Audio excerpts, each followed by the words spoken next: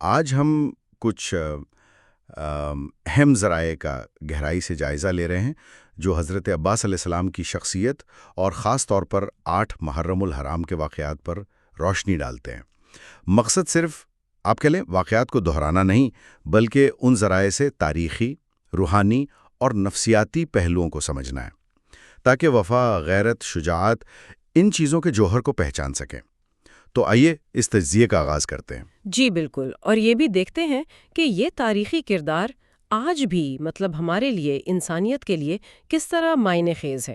اچھا، تو جو مواد ہم دیکھ رہے ہیں اس میں سب سے نمایاں پہلو حضرت عباس کی وفا ہے، ایسا ہی ہے نا؟ بالکل، وہ صرف امام حسین کے بھائی نہیں تھے، بلکہ جیسا کہ یہ ذرائع بتاتے ہیں وہ امامت کے یعنی اس الہی قیادت کے فکری اور روحانی محافظ تھے۔ اور یہ بات بھی کہ وہ ہمیشہ امام کو مولا و آقا کہہ کر پکارتے تھے، ذاتی رشتے سے بڑھ کر اس منصب کا احترام، ہے نا؟ جی جی، اور یہ وفا صرف ظاہری آداب تک نہیں تھی۔ ذرائع اس بات پر زور دیتے ہیں کہ اصل امتحان تب آتا ہے جب آپ کی اپنی خواہش، آپ کے نفس کی چاہت، مقصد کی عظمت کے سامنے آئے۔ حضرت عباس کا اپنی اور بچوں کی پیاس پر امام کی اطاعت کو ترجیح دینا، یہ اسی اصول پرستی کا ثبوت ہے جو ذاتی تعلق سے کہیں اونچی چیز تھی۔ ہاں، یہ اصول پرستی، اور پھر 8 محرم کو یہ چیز اور زیادہ واضح ہو جاتی ہے۔ مواد میں ذکر ہے کہ خیموں میں پیاس کی شدت تھی، بچوں کی سسکیاں تھیں، ایک بہت ہی غمگین ماحول تھا۔ اس عالم میں حضرت عباس بار بار پانی لانے کی اجازت مانگ رہے ہیں، مگر امام حسین فوری اجازت نہیں دے رہے تھے۔ یہ پہلو، یہ قیادت کے بارے میں کیا بتاتا ہے؟ یہ ایک آپ کہیں بڑا دلچسپ نقطہ ہے۔ ذرائع اسے حکمت عملی سے جوڑتے ہیں، یعنی قیادت بعض اوقات فوری ضرورت یا جذبات سے آگے دیکھتی ہے۔ ہو سکتا ہے یہ تاخیر کسی بڑے منصوبے کا حصہ ہو، یا شاید امتحان کا ایک پہلو۔ اچھا۔ جی، یہ ہمیں سکھاتا ہے کہ قیادت کے فیصلے ہمیشہ سامنے کی ضرورت کے مطابق نہیں ہوتے، ان میں گہری مصلحتیں ہو سکتی ہیں۔ اور پھر وہ مشہور واقعہ آتا ہے جب نہر فرات پر پہنچیں۔ مواد کہتا ہے کہ حضرت عباس صرف جنگجو نہیں تھے، بلکہ حسین کے جذبوں کے محافظ تھے۔ سخت پیاس لگی ہے، پانی پینے کا ارادہ کرتے ہیں، اور پھر امام کی پیاس یاد آتے ہی پانی پھینک دیتے ہیں۔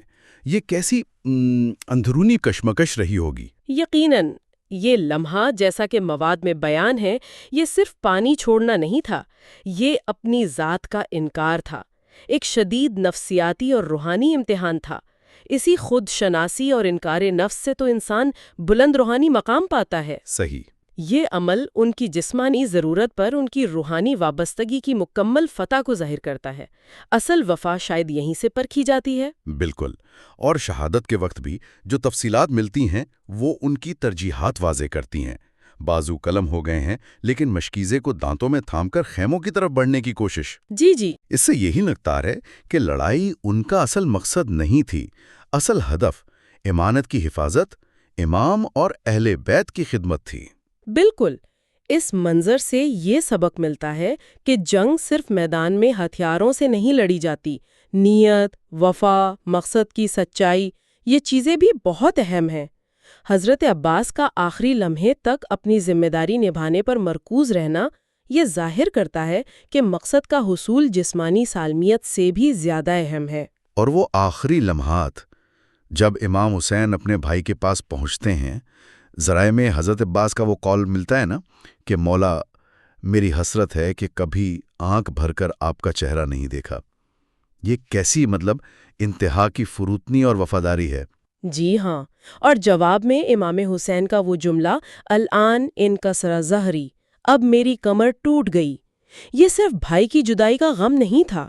جیسا کہ تجزیہ نگار لکھتے ہیں، یہ وفا کے علم بردار کے جانے کا اعلان تھا، ایک ایسی شخصیت کا خاتمہ جس کی موجودگی لشکر حسینی کی ہمت اور ظاہری طاقت کی علامت تھی۔ تو خلاصہ یہ نکلتا ہے کہ حضرت عباس کا کردار، جیسا کہ یہ مواد واضح کرتا ہے، صرف کربلا کے میدان تک محدود نہیں ہے۔ وہ وفا، شجاعت، قربانی اور مقصد سے لگن کی ایک لازوال مثال ہے جو رہتی دنیا تک متاثر کرتی رہے گی۔